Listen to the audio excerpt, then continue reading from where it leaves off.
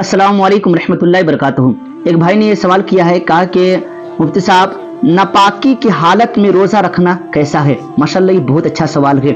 और रमज़ान के दिनों में बहुत सारे लोगों को मैंने देखा है कि दिन भर नापाकी की हालत में वो गुजार देते हैं, यानी कि भूख और प्यास की शिद्दत को लोग बर्दाश्त तो करते हैं, यानी कि सुबह से लेकर शाम तक कुछ खाते पीते नहीं हैं, रोज़ा रखते हैं, लेकिन भाई साहब लोग नापाक रहते हैं। तो याद रखिए कि नापाकी की हालत में रोज़ा तो हो जाएगा, लेकिन भूख और प्यास को बर्दाश्त करने का नाम रोज़ा नहीं है, बल्कि रोज़ा के जो पाबंदियां हैं, यानी कि रोज़ा रख करके अल्लाह रब्बुल इज़्ज़त की इबादत करना, और रोज़े की जो ममानियत है, यानी रोज़े से जिन चीज़ों को बचने का हुक्म है, उन सब चीज़ों से बचने का नाम रोज़ा है। सिर्फ भूख और प्यास को बर्दाश्त कर लेना ये रोज़ा नहीं है। लेकिन अगर कोई नापाकी की हालत में रोज़ा रखता है तो उसका रोज़ा तो हो जाएगा, लेकिन रोज़े की जो बरकत है ना, वो उसे नहीं मिल पाएगी, रोज़ा मकरूह हो जाता है। और दूसरी बात ये है कि अगर आप एक तरीके से नापाक रहेंगे तो जाहिर सी बात है कि सारी नमाजें आपकी क्या हो जाएंगी, कज़ा हो जाएंगी। आप नमाज नहीं पढ़ सकते हैं, तो नमाजों को जानबूझ करके कज़ा करना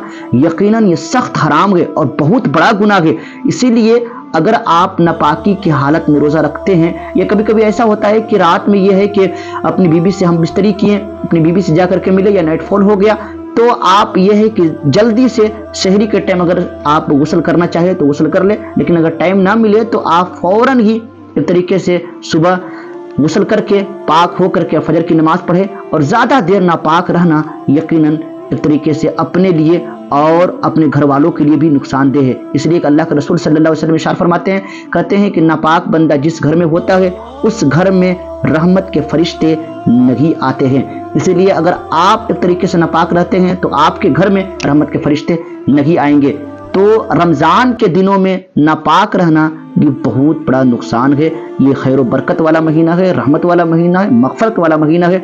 इसलिए इस महीने में ज़्यादा से ज़्यादा इबादत करने की कोशिश करें और पाक साफ हो करके नमाज, रोज़ा और ये कुरान की आयतों को तिलावत करने की कोशिश करें। लेकिन अगर नापाकी की हालत में अगर आप रोज़ा रखते हैं तो रोज़ा हो जाएगा, कोई दिक्कत नहीं है, लेकिन रोज़ा ज़रूर मकरूह हो जाएगा। जज़ाकल्लाहु खैरन।